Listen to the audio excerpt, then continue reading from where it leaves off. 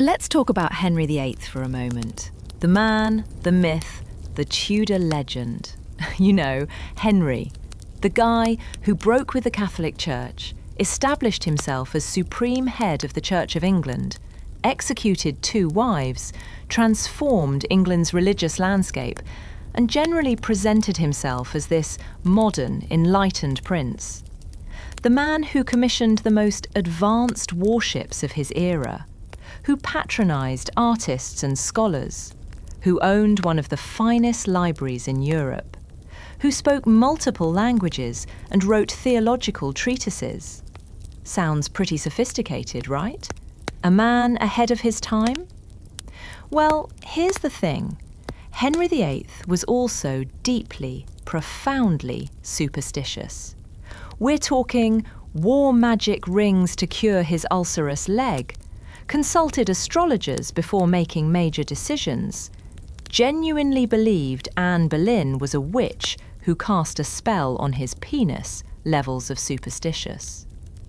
This is a man who would execute someone for treason, then immediately consult a fortune teller about whether his next marriage would produce a son.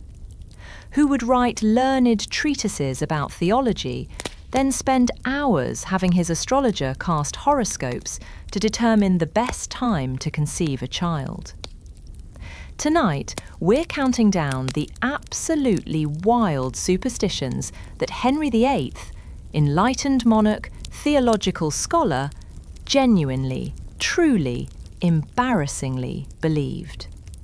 We're going to watch as the same brain that could debate complex religious doctrine also decided that touching sick people would cure them because he was anointed by God. It's going to be ridiculous. It's going to be entertaining. And it's all historically accurate, believe it or not, which somehow makes it even better. So settle in, because we're about to discover that the man who changed England forever was also convinced that comets were bad omens, that God was personally mad at him for his marriage choices, and that the position of the stars on the day you were born determined literally everything about your life. Let's dive in. Superstition number 1. Astrology ruled everything. Let's start with the big one. Henry VIII was a passionate advocate of astrology and employed astrological services to predict not only his own destiny, but to choose dates for important events, such as when to try and conceive, go to battle, stage weddings or coronations. We're not talking about casually checking your horoscope in the morning paper. We're talking about a man who would not make a single major decision without consulting the stars first. Going to war with France? Better check if Mars is in a favourable position. Trying to conceive that desperately needed male heir, the astrologer needs to calculate the precise moment when the celestial bodies align for maximum boy-baby potential. Considering executing your wife? Let's see what Saturn has to say about it. Henry VIII himself patronised the German astrologer Nicholas Kratzer and prevented his bishops from censuring astrology. Cardinal Wolsey's interest in astrology was notorious. He was rumoured to have calculated Henry VIII's nativity in order to be able to pander to the king's whims. Think about that for a second.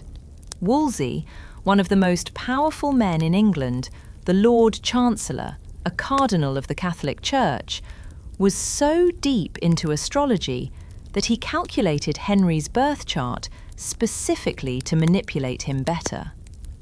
That's not just believing in astrology, that's weaponizing astrology for political gain.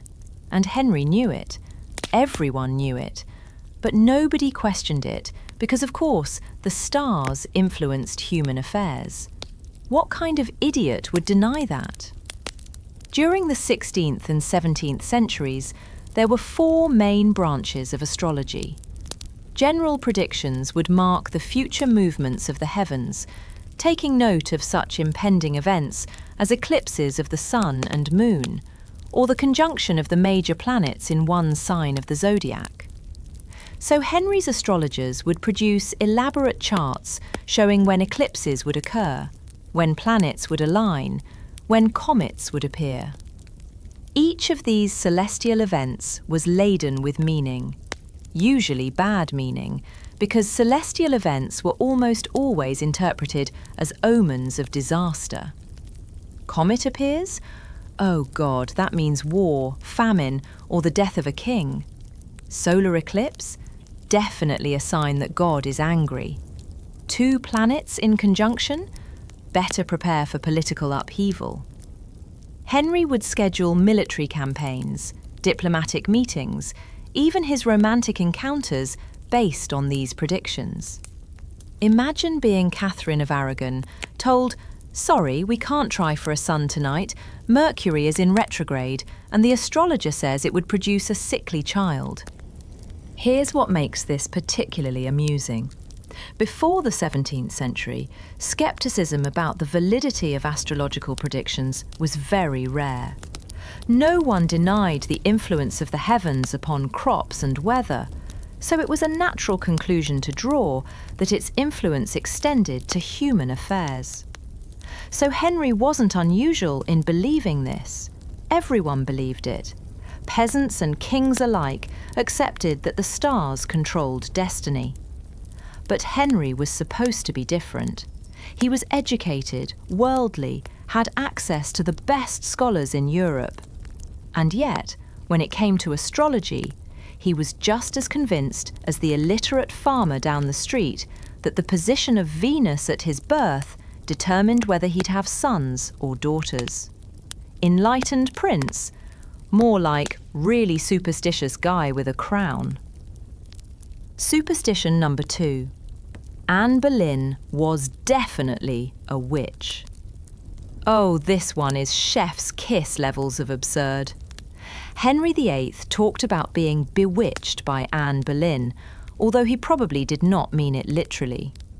She was accused of incest, a sin that was linked to witchcraft. Her enemies sought to blacken her name by spreading rumours that she had a sixth finger and a wen on her neck, physical blemishes that could be signs of a witch, and said that she had a deformed baby and cast a spell over the king, causing his obsession with her and his impotence problems.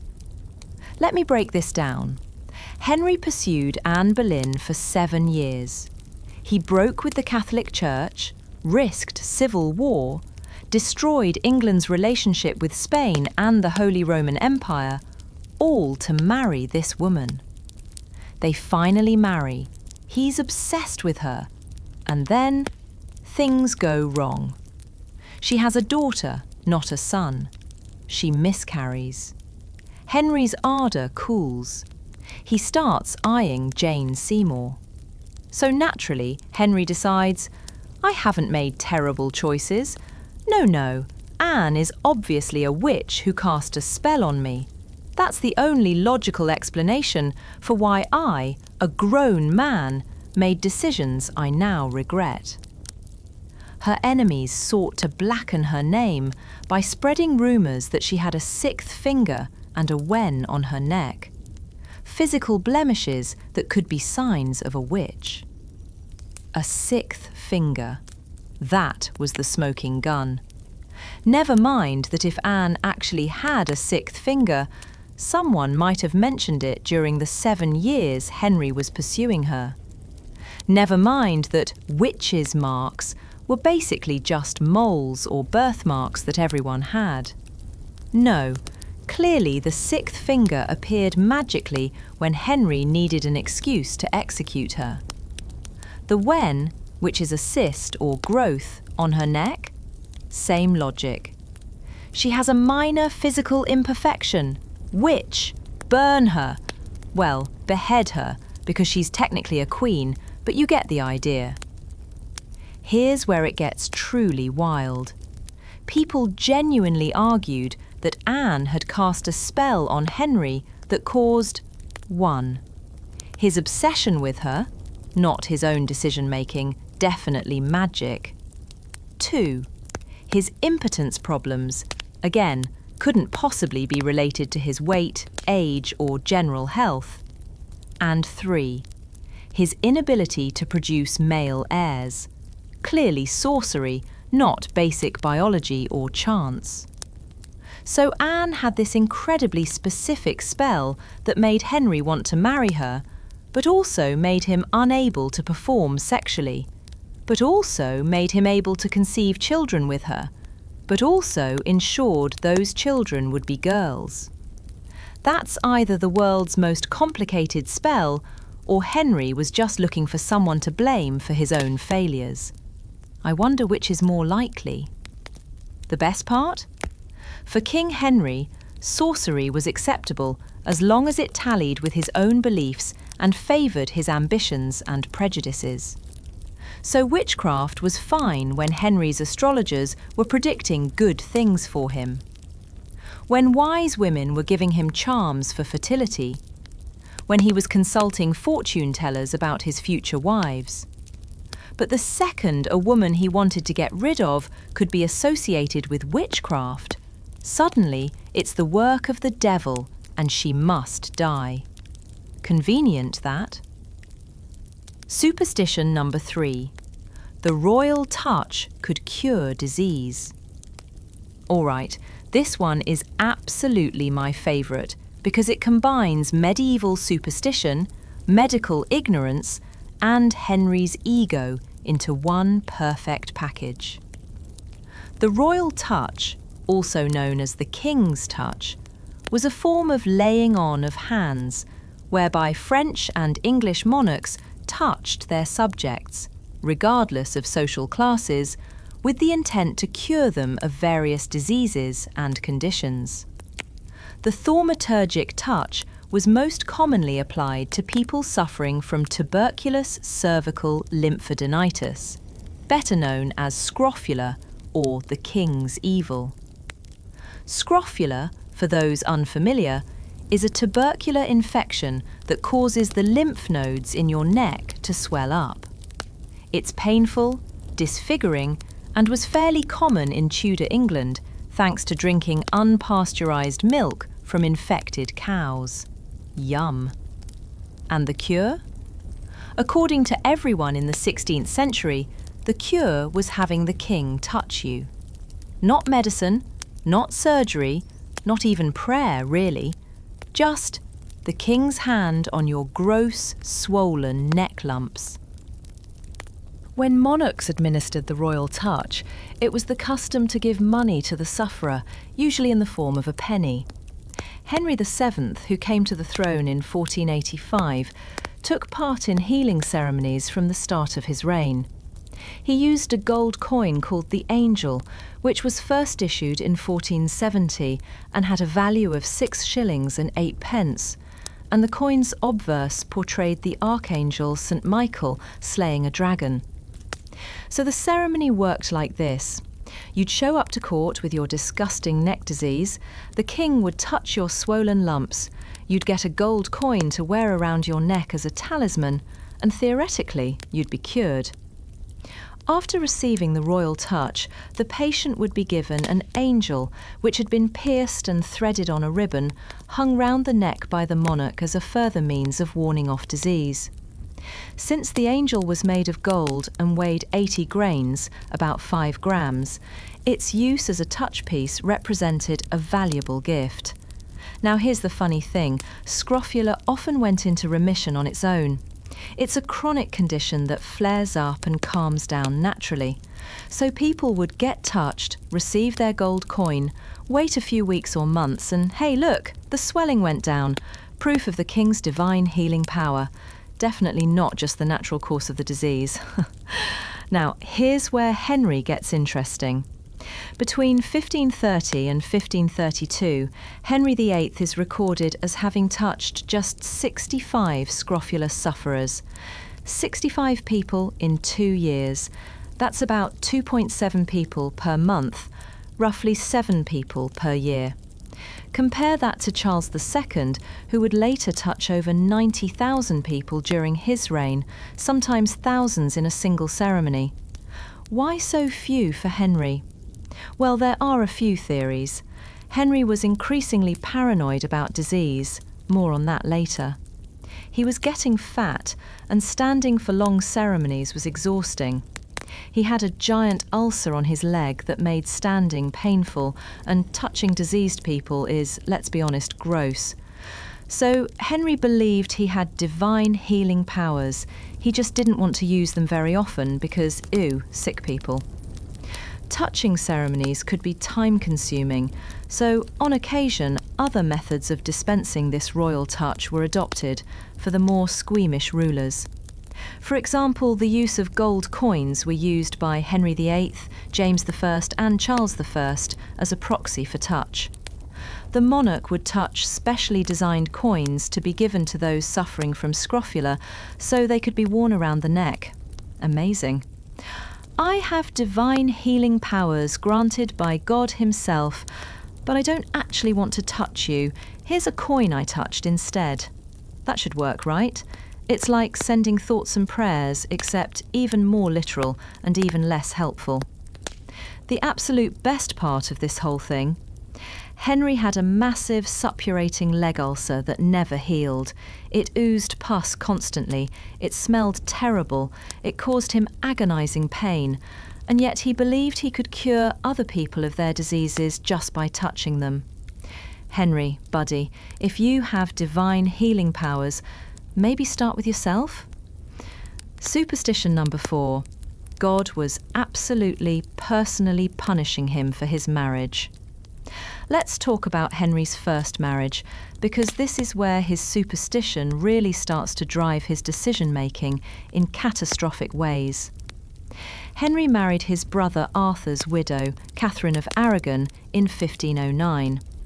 This required a special dispensation from the Pope because marrying your brother's widow was technically forbidden by Leviticus 20:21, which says, "If a man shall take his brother's wife, it is an unclean thing, they shall be childless." The Pope granted the dispensation, arguing that since Arthur and Catherine's marriage was never consummated, according to Catherine, it didn't count. Henry married Catherine, and everything was fine for about 18 years. Then Catherine failed to produce a surviving male heir. She had multiple pregnancies, but only one child survived, Mary. And Henry became convinced God was punishing him for his incestuous marriage. Here's where Henry's superstition and his theological education collided in the most destructive way possible. Leviticus says that men who marry their brothers' wives will be childless. Now, technically, Henry wasn't childless. He had Mary. But if you interpret childless to mean without male heirs, which Henry absolutely did, then the prophecy was coming true. Never mind that the Pope had given permission for the marriage. Catherine swore the marriage to Arthur was never consummated. Henry had been perfectly fine with the marriage for nearly 2 decades, or that the lack of male heirs could be pure chance or biological factors. No. Clearly, this was divine punishment for defying biblical law. Henry became obsessed with this idea. He read every biblical and theological text he could find. He consulted scholars, he had debates, and he became utterly convinced that God was actively preventing him from having sons as punishment for his sin. This wasn't just theological hair-splitting for Henry. He genuinely believed he was under a curse. Think about how this shaped his worldview. Every miscarriage Catherine suffered was evidence of God's displeasure. Every infant who died was divine punishment. When Catherine went through menopause, it wasn't biology, it was God closing her womb as judgment. Henry wasn't just ending his marriage for political or romantic reasons. In his mind, he was trying to escape divine punishment. He had to annul the marriage to Catherine, or God would never give him sons. It was superstition dressed up in theological language, but it was superstition nonetheless. And speaking of divine messages, let's talk about Elizabeth Barton, the Holy Maid of Kent. Elizabeth Barton prophesied that Henry VIII would meet disaster if he divorced Catherine of Aragon. Barton was allegedly visited by the Virgin Mary, who gave her this prophecy. But the Virgin Mary could not save her from being hanged at Tyburn for treason for speaking out against the king. Elizabeth Barton was a nun who claimed to have visions. She fell into trances and delivered prophecies that attracted huge crowds. And one of her prophecies was that if Henry divorced Catherine and married Anne Boleyn, he would die within a month and go to hell. Now, remember, Henry believed in astrology, omens, divine punishment, and the power of prophecy. He'd consulted fortune tellers and wise women. He took predictions seriously. But when this prophet said something he didn't want to hear, suddenly prophecy was treasonous and she needed to die. Barton was arrested, tried, and executed in 1534. Her head was displayed on London Bridge, the only woman's head ever displayed there. The message was clear. Prophecies are great when they favour Henry. When they don't, you're a fraud and a traitor. Superstition number 5. Omens and portents predicted the future. Tudor England had widespread beliefs in omens. Natural phenomena like comets and solar eclipses were seen as omens.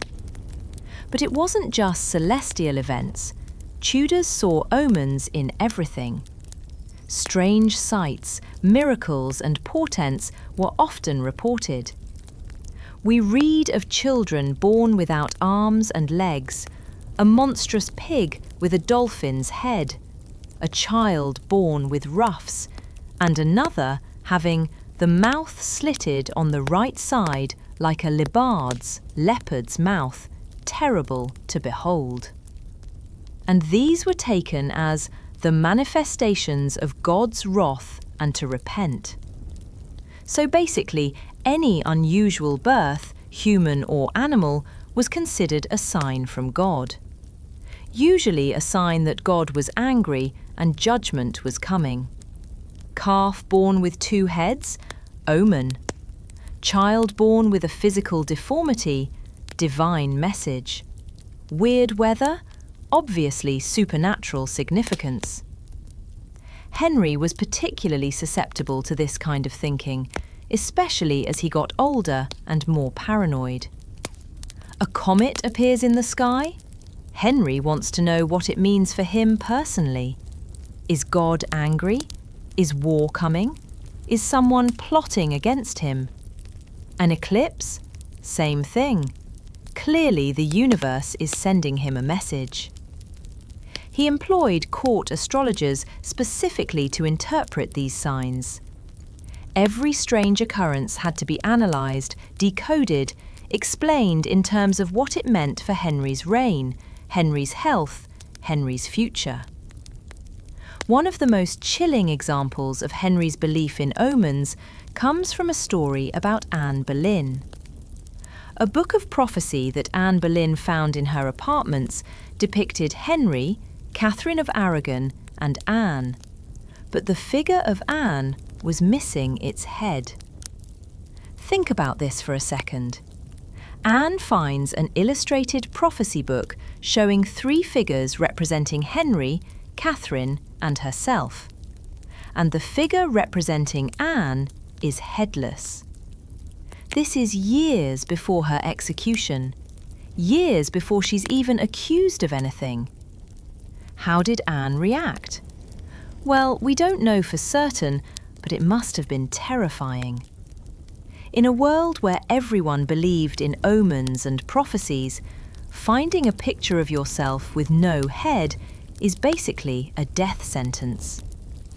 And of course, the prophecy came true. Whether that's because prophecies have power, or because Henry was always going to execute inconvenient wives, is left as an exercise for the reader. Here's another fun one that shows just how seriously people took ancient prophecies. There was an old medieval Welsh prophecy, possibly dating back to the 12th century, about a future king of England called the Moldwarp. Now, Moldwarp is a Middle English word that literally means mole, as in the small burrowing animal. Not exactly a flattering nickname for a monarch. According to this prophecy, the Moldwarp would be a cursed king who would be driven out of his kingdom, lose his power to a unified alliance of the Welsh, Scottish and Northern English, and basically bring disaster upon England before being overthrown. So it's predicting complete and utter failure for this king. Not he'll have a rough time, but he'll literally lose his kingdom. Now enter Mrs. Amadis. We don't know much about her. She was possibly connected to the court, maybe a courtier's wife or someone with access to royal circles. But what we do know is that she had the audacity to claim that Henry VIII was the Moldwarp from the prophecy. Let that sink in. She looked at the King of England, the man who'd just broken with Rome, who was executing people left and right for treason, who was notoriously paranoid, and said, "You know that ancient prophecy about the cursed king who loses everything? Yeah, that's you." Whether she said this directly to Henry's face or whether it was reported back to him isn't entirely clear from the historical record. But either way, it reached his ears. Oh, can you imagine being Henry and hearing this? You're already convinced that God might be punishing you. You're obsessed with omens and prophecies, and now someone is saying you're the fulfillment of an ancient prediction of royal disaster. That's either incredibly brave or spectacularly stupid, possibly both. The issue with believing in omens is that you can find them everywhere. Anything unusual can be interpreted as a sign. Bad harvest? Omen. Good harvest? Also an omen, but a positive one. Someone important dies? Definitely an omen. Someone survives a dangerous illness? Maybe? Nah, most definitely an omen. It's confirmation bias on a cosmic scale. Henry would see signs and portents confirming whatever he already believed or feared. Thinking about divorcing Catherine? Suddenly, every miscarriage and stillbirth looks like divine displeasure with the marriage. Suspicious of Anne Boleyn? Every minor incident becomes evidence of witchcraft or God's judgment. A vicious cycle that could very well cost you your head, literally. Superstition number 6. Charms, amulets, and magical protection. Charms could be purchased from wise men or women to ward off evil, to bring good luck, to cure illness, to prevent drunkenness, to find lost property, to get rid of vermin, to get children to sleep, to make someone fall in love with you, to determine the sex of a baby, to put out fires, and all other manner of things. They were part of everyday life and not seen as evil or incompatible with religion. That's right, there was basically a magical solution for every problem, and you could buy them from your local wise woman like you were shopping at a medieval Etsy. Lost your purse? There's a charm for that. Want your husband to stop drinking? Charm. Need your baby to sleep through the night? Charm. Want to know if you're having a boy or girl? You see where we're going with this. What's even more interesting is that they were part of everyday life, not seen as evil or incompatible with religion. So you could go to church on Sunday, take communion, pray to the saints, and wear a magical amulet to protect you from witchcraft. No contradiction there. One such charm was the Tudor angel coin. Remember those coins from the royal touch ceremonies? People wore them as protective amulets, even when they didn't have scrofula. The logic was, if the king's touch cures disease, then a coin touched by the king must have protective powers. So, wealthy people would acquire these coins and wear them as protection against illness. It's like a medieval good luck charm, except it cost way more and allegedly had magical healing properties. Henry also blessed cramp rings that were supposed to cure muscle cramps and epilepsy. The ceremony involved consecrating a bunch of rings on Good Friday. The king would touch them, they'd be blessed by priests, and then they'd be distributed to people who suffered from cramps or seizures. Did they work? Of course not. But the placebo effect is real, and if you genuinely believed the king's blessed ring would cure your cramps, you might feel better. Or you might just endure the cramps while wearing an expensive ring, which at least made you look fashionable while suffering. Here's where Henry's superstition gets really wild. Despite having access to the best physicians in Europe, Henry also relied on charms and folk remedies. Got a headache? Then rub your forehead with a rope that was used to hang a criminal. Suffer from rheumatism? Then wear the skin of a donkey. In pain with gout? Boil a red-haired dog in oil, add worms and the marrow from pig bones. Rub the mixture in. Now, we don't have specific records of Henry using these exact remedies, but these were the standard medical practices of his time. And Henry's leg ulcer was treated with all sorts of bizarre concoctions and poultices that had more to do with superstition than medicine. The theory was based on sympathetic magic. If something looked like the problem, it could cure the problem. Or if something was associated with power, like a hanging rope, it could transfer that power to healing. None of this worked, obviously. But when actual medicine consisted of bloodletting and herbal purges, magical charms probably weren't any less effective. Henry's desperate need for a male heir led him to try every charm, amulet, and magical practice anyone suggested. Want to conceive? Better have sex at the right astrological moment. Want to ensure a boy? Use this charm. Want to protect the pregnancy? Wear this amulet. Every pregnancy, every attempt at conception was loaded with superstitious practices. It's honestly kind of sad. Here's the most powerful man in England, reduced to wearing lucky charms and consulting astrologers because he's terrified he won't get the male heir he needs. And the tragic irony? His daughter Elizabeth, the child he considered a disappointment because she wasn't a son, became one of England's greatest monarchs. But Henry never lived to see it. Superstition number 7. The sweating sickness was God's punishment. We've talked about a lot of Henry's superstitions, but this one affected his behaviour more than almost anything else.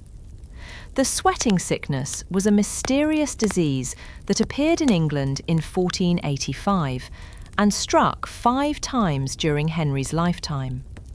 It killed quickly, often within 24 hours, and seemed to target the young and healthy rather than the old and sick. The symptoms were terrifying. Sudden onset of fear and dread, violent fever, sweating so profuse it soaked through clothes, rapid pulse, difficulty breathing, and then, often, death. Nobody knew what caused it. Nobody knew how to cure it. It appeared without warning, killed thousands, and then disappeared just as mysteriously. And Henry was absolutely terrified of it. So much so that in 1528 he slept in a different bed every night trying to avoid infection. Think about that.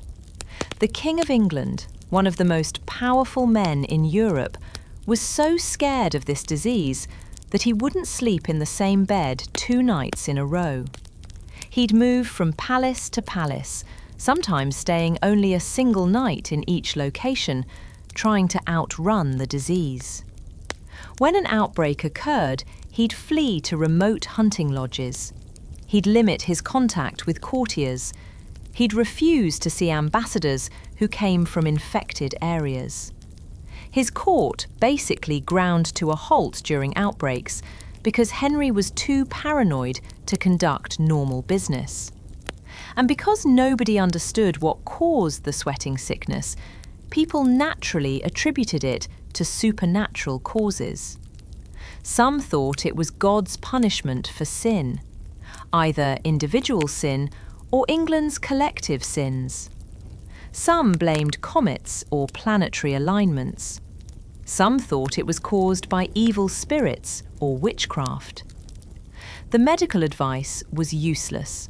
Stay in bed for 24 hours, don't move, don't drink too much water, sweat it out. If you survived the first day, you'd probably recover. If not, well, at least you died in bed like you were supposed to. Henry believed the disease was divine punishment. But punishment for what? That was the question that tormented him. Was God angry about his divorce from Catherine, his marriage to Anne, his break with Rome, his execution of Thomas More, his dissolution of the monasteries? Every time there was an outbreak, Henry saw it as a message from God. And because he couldn't figure out what God wanted, he just lived in constant anxiety.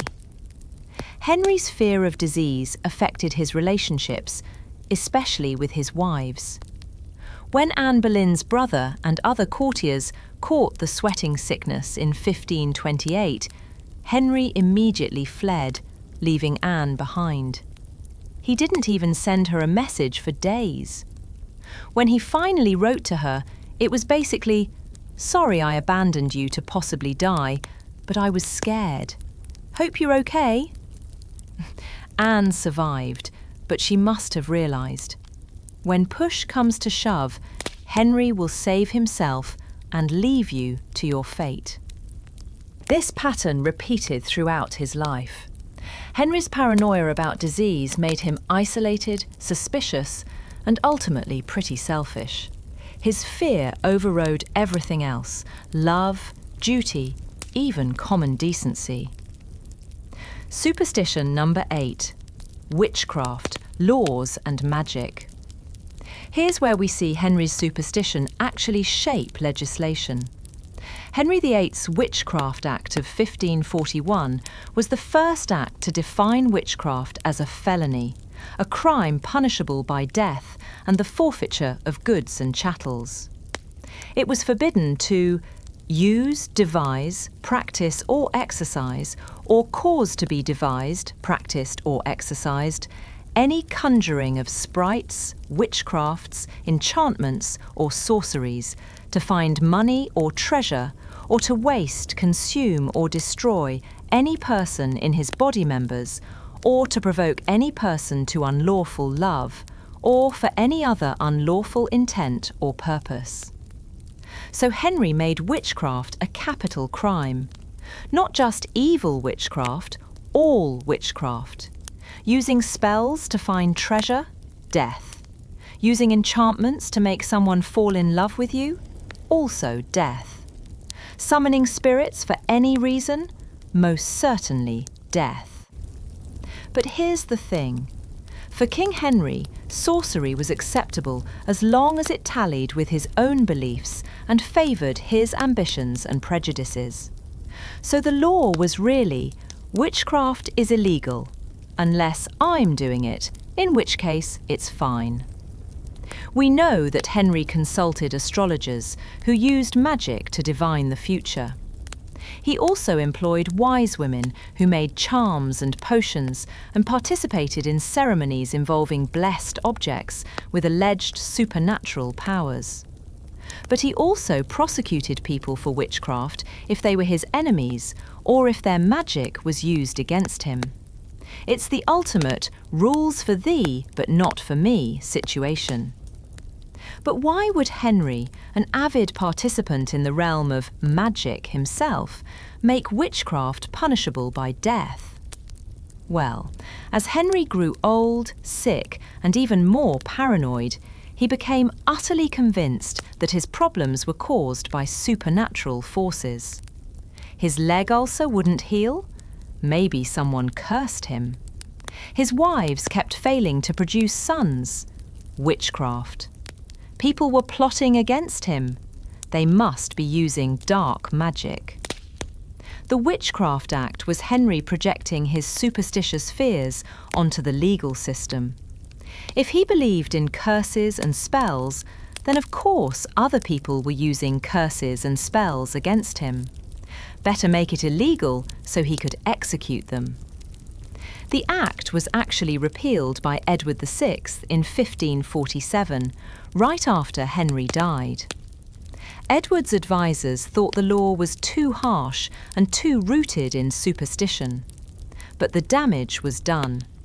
Henry had legitimised witch hunting, and later monarchs would pass even harsher laws. The witch trials that would terrorise England and eventually America for the next century had their roots in Henry's superstitious paranoia. So, here's what we've learned.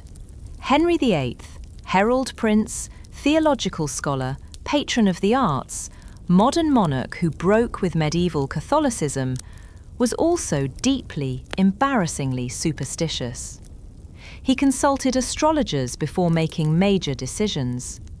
He believed Anne Boleyn was an actual witch. He thought he could cure diseases by touching people, despite having an incurable leg ulcer himself. He was convinced God was personally punishing him for his marriage choices, saw omens in every unusual event, wore magical charms and blessed rings. He fled from disease like it was hunting him specifically, and made witchcraft a capital crime, while simultaneously employing people who practiced magic. The contradiction is staggering. Mind you, this is also the man who debated theology with the greatest minds of Europe, who wrote treatises on religious doctrine, who completely restructured England's relationship with the Catholic Church. And he also genuinely believed that wearing a gold coin around his neck would protect him from disease. You might be thinking, okay, but everyone in the 16th century was superstitious. What's the big deal? And you're right. But the difference is that Henry had more power than almost anyone else in Europe. His superstitions didn't just affect him. They shaped policy, started wars, ended marriages, and got people executed. Anne Boleyn died partly because Henry convinced himself she'd bewitched him. The Witchcraft Act of 1541 sent people to their deaths because Henry was paranoid about curses. His obsession with divine punishment and male heirs drove him to destroy his marriage to Catherine, break with Rome, and plunge England into religious upheaval. These weren't just quirky beliefs, they had catastrophic consequences. Despite all of the theatrics, the drama, and sheer turmoil of his reign, Henry VIII truly transformed England. He broke with Rome, establishing the Church of England. He dissolved the monasteries, redistributing massive amounts of wealth and land. He expanded royal power in ways that would shape British monarchy for centuries. But he did all of it while consulting astrologers, wearing magical rings, and fleeing from disease in superstitious terror. His legacy is complicated. He was both forward-thinking and backward-looking, revolutionary and traditional, brilliant and foolish. He was, in other words, deeply human. Some could argue that there were two Henrys. Henry VIII, enlightened king, theological reformer, political genius, military leader, patron of the arts. Also, Henry VIII believed in magic, consulted fortune-tellers, wore lucky charms, fled from disease like a scared child, and thought his royal bottom had healing powers when applied to a throne. Both of these things are true. History is complicated. people contain multitudes, and sometimes those multitudes include genuinely believing that whether you'll have daughters or sons is written in the stars. So the next time you see a portrait of Henry VIII looking all powerful and intimidating in his fancy robes and massive codpiece, remember, that man definitely checked his horoscope before deciding what to wear that day.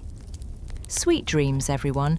May your stars be favourably aligned, your prophetic dreams be accurate, and your royal touch cure all ailments. Or, just take some Advil and see a real doctor. Your choice. Until next time, sweet dreams.